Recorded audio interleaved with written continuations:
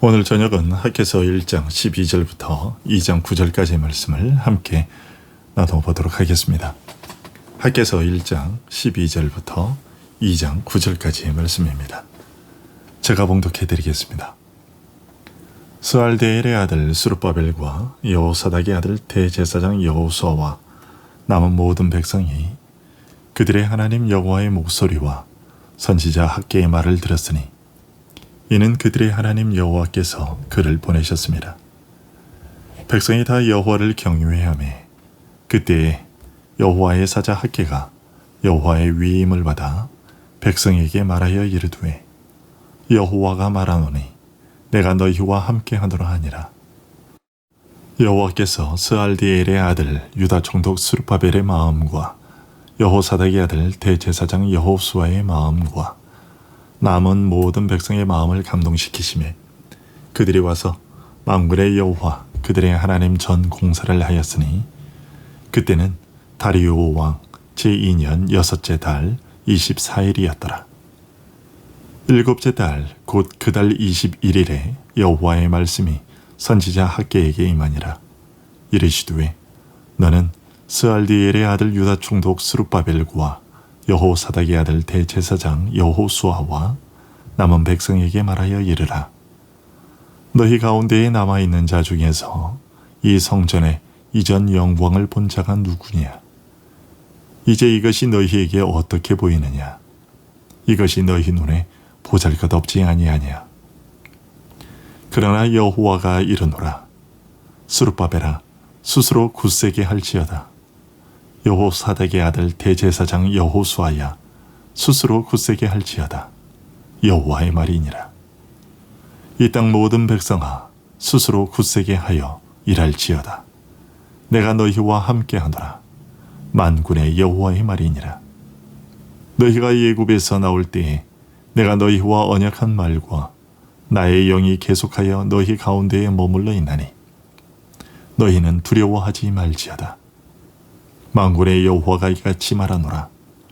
조금 있으면 내가 하늘과 땅과 바다와 육지를 진동시킬 것이요 또한 모든 나라를 진동시킬 것이며 모든 나라의 보배가 이르리니 내가 이 성전의 영광이 충만하게 하리라. 만군의 여호와의 말이니라.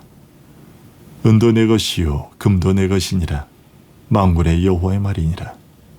이 성전의 나중 영광이 이전 영광보다 크리라. 만군의 여호와의 말이니라. 내가 이곳에 평강을 주리라. 만군의 여호와의 말이니라. 아멘. 지난 시간에 보았던 학개서 1장 1절부터 11절의 말씀은 바벨론 포로에서 해방되어 본국으로 돌아온 이스라엘 백성들이 성전을 재건하기 위한 기초 공사만을 한 채로 16년 동안이나 방치하고 있었던 일에 대해 하나님께서 책망하시는 말씀이었습니다. 하나님께서는 이 성전이 황폐하였거늘 너희가 이때에 완벽한 집에 거주하는 것이 옳으냐? 이것이 무슨 까닭이냐? 내 집은 황폐하였으되 너희는 각각 자기의 집을 짓기 위하여 빨랐음이라.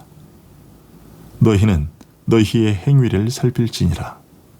너희는 자기의 행위를 살필지니라는 말씀을 통해서 성전 재건에 열심을 기울이지 않는 이스라엘 백성들을 책망하셨습니다.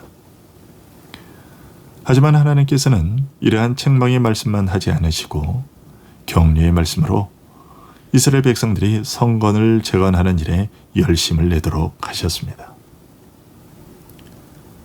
먼저 학개 선지자는 12절에서 자신이 전한 하나님의 책망의 말씀이 성과가 있었음을 말합니다. 12절을 다시 보시면요. 스알디엘의 아들 스룹바벨과 여호사닥의 아들 대제사장 여호수아와 남은 모든 백성이 그들의 하나님 여호와의 목소리와 선지자 학개의 말을 들었으니 이는 그들의 하나님 여호와께서 그를 보내셨습니다. 백성이 다 여호와를 경외하매 라고 하고 있습니다. 이스라엘 백성들은 학개 선지자가 하나님의 책망의 말씀을 전하자 자신들의 잘못을 깨달았습니다. 포로 이전의 이스라엘 백성과 포로에서 돌아온 이스라엘 백성들과의 차이점이 있다면 바로 이것입니다. 즉, 포로 이전의 백성들은 하나님의 책망과 심판의 말씀이 들려졌어도 회개할 줄 몰랐지만, 포로에서 돌아온 자들은 16년 동안 성전 재건을 진행하지 않고 자신들의 이익만을 생각했었으나 선지자를 통한 하나님의 책망의 말씀이 선포되자 그 말씀을 받아들이고 자신들의 태도를 고쳤다는 것입니다. 그리고 이처럼 백성들이 회개할 수 있었던 것의 근본적인 원인은 물론 성령께서 선지자의 입을 통해 전달되는 말이 사람의 말이 아니라 하나님의 말씀으로 들려줄 수 있도록 하신 데에 있지만, 그러나 그것을 이루시는 하나의 방편으로 지도자들의 변화된 태도, 그것을 중요한 매개체로 삼으셨기 때문입니다. 지난 시간에 1절을 보면서 설명했듯이 학개 선지자가 전한 말씀의 1차 대상자는 총독인 스룹바벨과 대제사장 여호수아였습니다.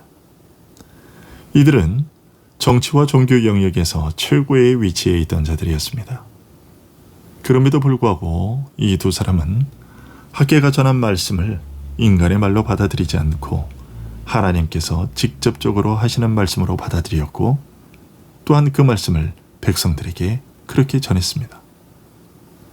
가장 높은 위치에 있는 지도자들이 먼저 말씀의 권위 앞에 엎드리는 모습을 보이자 백성들 역시도 하나님의 말씀 앞에 겸손하게 엎드렸던 것입니다. 이런 사실을 통해 우리는 하나님의 말씀이 선포될 때 그 말씀의 1차 대상자들은 말씀을 전하고 가르치는 자들임을 알 수 있습니다. 즉, 목사와 교사들이 먼저 하나님의 말씀 아래 놓여야 하고 그들이 먼저 하나님의 말씀에 순복하며 하나님을 경외해야 한다는 것입니다. 윗물이 맑아야 아랫물이 맑다는 우리말 속타처럼 언제나 지도자의 위치에 있는 사람들이 하나님의 말씀을 두려운 마음으로 먼저 받아들여야 교회가 바로 설 수 있습니다. 그런 면에서 오늘날 한국교회의 병폐의 1차 책임자들은 바로 목사들이라고 할 수 있겠습니다. 목사들이 먼저 하나님의 말씀 앞에 겸손히 무릎 꿇고 회개할 때 성도들의 변화에도 물꼬가 트이게 되고, 그럴 때에 비로소 하나님의 위로와 격려가 임하게 될 것입니다. 13절의 말씀이 이것을 잘 보여주고 있습니다. 13절을 보시면요, 그때의 여호와의 사자 학개가 여호와의 위임을 받아 백성에게 말하여 이르되 여호와가 말하노니 내가 너희와 함께 하노라 하니라고 하고 있습니다. 성전 재건에 손을 놓고 있었음에 대한 책망을 들은 백성들이 하나님의 명령에 주의를 기울이자 하나님은 새로운 약속으로 그들을 격려하셨던 것이죠. 그 약속은 내가 너희와 함께 하노라 하는 것이었습니다. 우리는 경험을 통해 하나님의 약속을 믿고 행복에 가득 찬 결과를 기대할 때에 마음으로부터 나오는 순종을 하게 된다는 것을 알고 있습니다. 우리는 사역의 희망찬 결과가 불확실한 채로 사역에 대한 명령만을 받게 되면 사역에 대한 우리의 정열도 쉽게 사라져버릴 수밖에 없는 존재들입니다. 이런 사실을 누구보다도 잘 아시는 분이 하나님이시죠. 그러기에 하나님은 약속을 통해 그 백성들을 돕고 격려하십니다. 그래서 주님 역시도 제자들에게 사역을 명하시면서 동시에 오늘 본문과 같은 약속을 주셨습니다. 주님은 승천하시면서 너희는 가서 모든 민족을 제자로 삼아 아버지와 아들과 성령의 이름으로 세례를 베풀고 내가 너희에게 분부한 모든 것을 가르쳐 지키게 하라고 사역을 명하셨습니다. 그러나 곧이어 볼지어다 내가 세상 끝날까지 너희와 항상 함께 있으리라는 약속도 더불어 주셨습니다. 그러니 이 약속의 말씀을 받은 우리 역시도 주의 교회를 세우기 위한 노력을 힘써야 할 것입니다. 돌아온 이스라엘 백성들이 그렇게 했습니다. 14절을 보시면요, 여호와께서 스알디엘의 아들 유다 총독 스룹바벨의 마음과 여호사닥의 아들 대제사장 여호수아의 마음과 남은 모든 백성의 마음을 감동시키시매 그들이 와서 만군의 여호와 그들의 하나님의 전 공사를 하였으니라고 말하고 있습니다. 하나님의 격려와 약속을 받은 이스라엘 백성들은 지도자들과 한 마음으로 16년 동안이나 중단되었던 성전 재건의 일을 다시 시작하게 되었습니다. 하지만 백성들이 이처럼 기꺼운 마음으로 성전 재건을 다시 시작하게 된 근본 원인은 성령의 감동케 하심이었지요. 14절은 여호와께서 총독 스룹바벨의 마음과 대제사장 여호수아의 마음과 남은 모든 백성의 마음을 감동시키시매라고 전하고 있습니다. 학개 선지자는 백성들의 변화는 자신들의 언변에 있지 않았고 이처럼 하나님의 감동케 하심에 있었다고 전하고 있습니다. 이러한 기록이 우리로 하여금 언제나 모든 성공적인 결과 앞에서 우리 인간을 자랑하지 못하게 하며 나 자신을 자랑하지 못하게 하는 것이죠. 언제나 모든 성공적인 결과의 핵심 원동력과 근원적인 이유는 하나님의 역사하심에 있습니다. 포로에서 돌아온 이스라엘 백성들은 자신들의 육신을 이롭게 하는 일에 일차적인 관심이 있었고 하나님의 일은 부차적이었습니다. 그 무관심은 하나님께서 학개 선지자를 통해 말씀하시기 전까지 무려 16년 동안이나 계속되고 있었습니다. 하나님께서 학개 선지자를 통해 말씀을 선포하도록 하지 않으셨다면 그 기간은 훨씬 길어졌을 겁니다. 이스라엘 백성들이 스스로 각성하여 그 일을 시작하지 않았을 겁니다. 그러기에 하나님께서 학개에게 당신의 말씀을 주시며 선포하도록 하신 것이고 그 말씀이 선포될 때 백성들의 마음까지 감동시키셔서 그 책망의 말씀과 격려의 말씀을 달게 받게 하셨고 그로 인해 백성들이 성전 재건에 다시 착수할 수 있었던 것이죠. 코로나19를 맞은 지금 한국교회는 자신들의 민낯을 마주하게 되었습니다.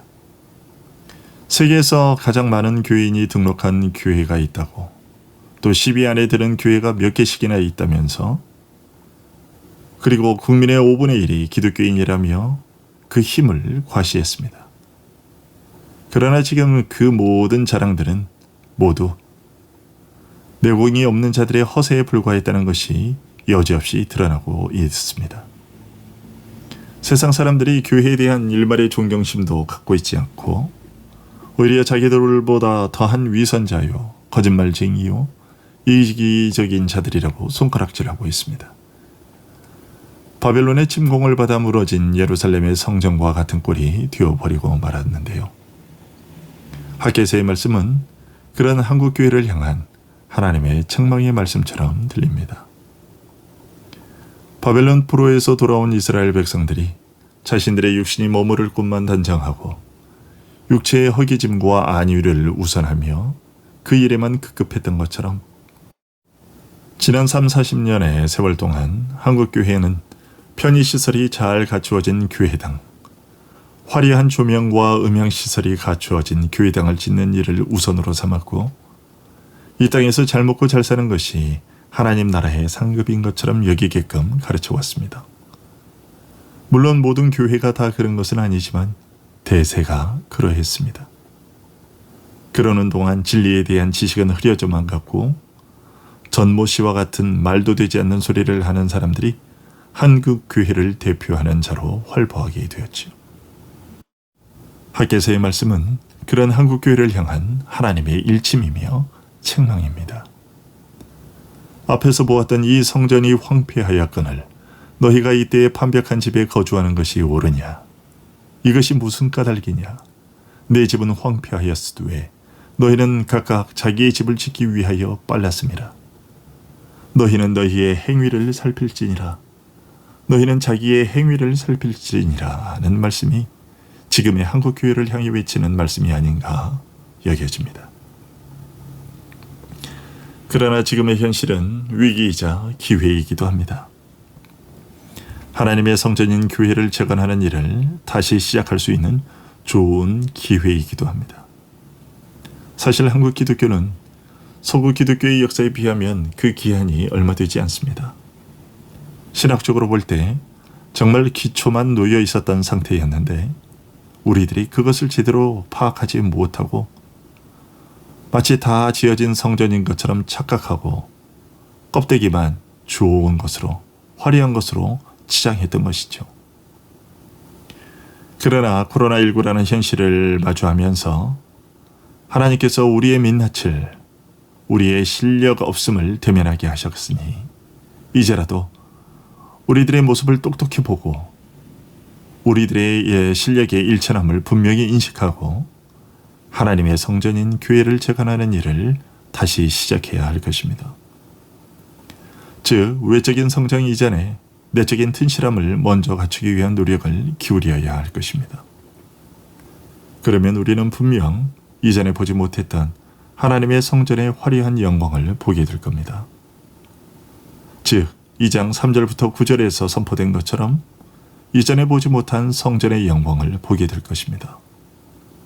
2장 3절에서 선지자는 말합니다. 너희 가운데에 남아있는 자 중에서 이 성전의 이전 영광을 본 자가 누구냐? 이제 이것이 너희에게 어떻게 보이느냐? 이것이 너희 눈에 보잘것없지 아니하냐? 스룹바벨의 지도 아래에서 다시 지어지는 제2의 성전은 겉으로 드러난 모습으로만 보면 제1성전이었던 솔로몬 시대의 성전에 비하여 그 규모나 재료나 화려함에 있어서 비할 바가 되지 못할 정도로 초라했습니다. 하지만 그 영광에 있어서는 솔로몬 성전보다 훨씬 더 크고 찬란할 것이라고 하십니다. 6절부터 9절의 말씀이 그것이죠. 만군의 여호와가 이같이 말하노라. 조금 있으면 내가 하늘과 땅과 바다와 육지를 진동시킬 것이요 또한 모든 나라를 진동시킬 것이며 모든 나라의 보배가 이르리니 내가 이 성전의 영광이 충만하게 하리라. 만군의 여호와의 말이니라. 은도 내 것이요 금도 내 것이니라. 만군의 여호와의 말이니라. 이 성전의 나중 영광이 이전 영광보다 크리라. 만군의 여호와의 말이니라. 내가 이곳에 평강을 주리라. 만군의 여호와의 말이니라. 이 말씀이 임한 때는 2장 1절에서 밝히고 있듯이 성전을 다시 시작한 지 한 달이 채 못 되는 시점이었습니다. 인력과 재료 면에서 솔로몬 성전을 지을 때보다 훨씬 열악한 상태였기에 한 달도 채 되지 못한 기간 동안 지은 성전의 모습이 제대로일 리가 없었습니다. 그런 이유로 과거 솔로몬 성전을 보았던 나이 든 노인들은 지금 공사 중에 있는 제2성전의 모습을 보면서 슬퍼했습니다. 하지만 하나님은 9절에서 지금 짓고 있는 초라한 스룹바벨 성전의 영광이 이전의 솔로몬 성전의 영광보다 더 클 것이라고 말씀하십니다. 그러나 그 영광은 솔로몬 성전을 빛나게 했던 금과 은으로 인한 영광이 아닐 것입니다. 당시 포로에서 돌아온 이스라엘 백성들에게 금과 은으로 성전을 시작할 여력이 없었기 때문이지요. 하지만 만일 하나님께서 제2성전을 금과 은으로 치장하여 외적인 영광스러움을 드러내시고자 하셨다면 얼마든지 그렇게 하실 수 있었습니다. 왜냐하면 8절에서 말하고 있는 것처럼 온 세상의 은과 금이 모두 하나님의 것이기 때문이지요. 그럼에도 불구하고 하나님은 제2성전을 세상의 보석으로 치장함으로써 영광스럽게 하지 않을 것이며 그런 것들로 지어지지 않아도 제2성전을 훨씬 더 영광스럽게 하실 것이라고 하십니다. 대체 무엇으로 지어지는 성전이기에 그러한 것일까요? 그 재료는 바로 7절에서 말하고 있는 모든 나라의 보배이며 9절에서 말씀되고 있는 만백성의 평강이신 그리스도입니다. 물론 제2성전의 외적 재료들은 돌과 나무들이었습니다. 하지만 그것은 어디까지나 외적인 재료일 뿐 하나님께서 말씀하시는 진정한 성전인 교회의 재료는 아니었습니다. 하나님께서 그의 백성들에게 보여주시고자 하신 진정한 성전은 영적 이스라엘인 교회입니다. 그리고 그 교회는 오직 예수 그리스도로만 지어진 성전이었습니다.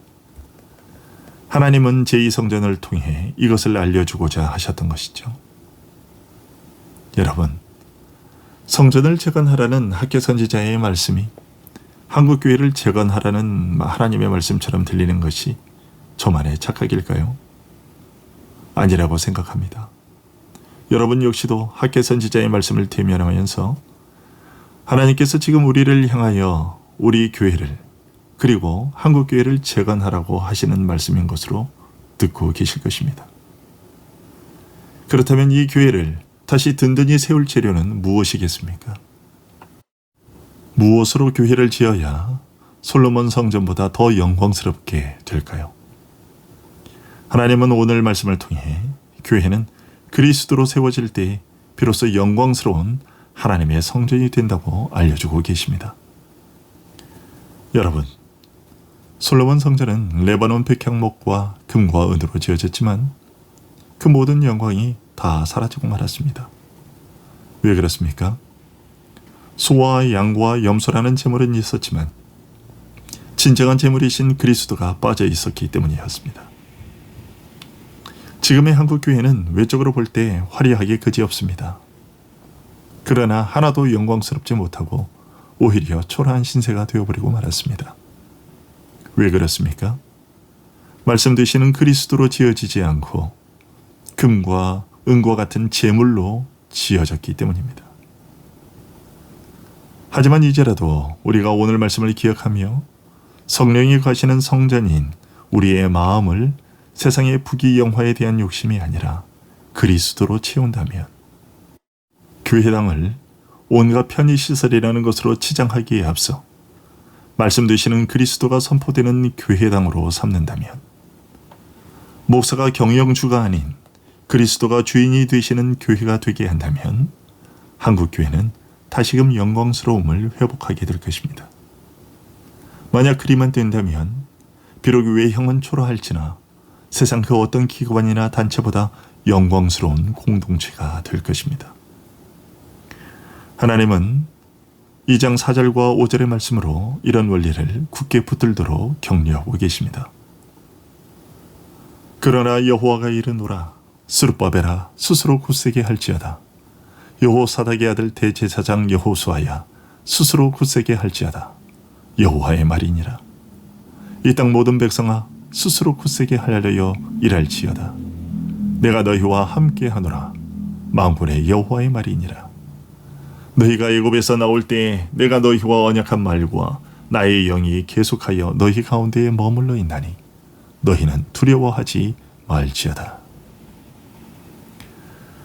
하나님께서 함께 가시지 않으면 아무리 화려하게 지어진 교회당으로도 교회의 영광스러움을 나타내지 못할 것이지만 하나님께서 함께 하시는 교회가 되면 하나님의 영이 그 가운데에 좌정하셔서 다스리시는 교회가 되면 비록 외형은 낡은 천조각으로 지어진 교회당일지 모르나 그 어디에도 비길 데가 없는 영광스러운 성전이 될 것입니다.